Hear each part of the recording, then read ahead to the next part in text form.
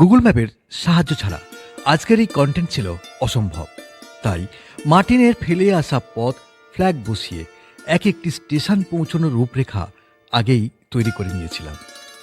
আর স্থানীয়দের নির্দেশ ছাড়া কখনোই সম্ভব হতো না সেই সব লোকেশনে পৌঁছানো, যেখানে আজও ইতিহাস সাক্ষী হয়ে আছে মার্টিন রেলের। যাত্রা শুরু হবে বরগাছিয়া থেকে এবং শেষ হবে হুগলি জেলার চাপাডাঙ্গায়।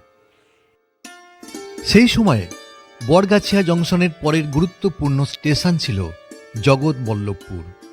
তবে বরগাছিয়ার সেই লোকেশনে যেখানে একটা সময় সমাজের উঁচু শ্রেণীর সমাজ ও তার কড়া অনুশাসন বিভেদ গড়ে দিয়েছিল হিন্দু এবং মুসলিম সমাজের মধ্যে, ওনাদের নিদান ছিল সকালের বাজার ব্যবহার করবে মুসলিম সম্প্রদায় এবং সন্ধ্যের বাজার ব্যবহার করবে হিন্দু সম্প্রদায়, অন্যথা হলে দিতে হতো জরিমানা।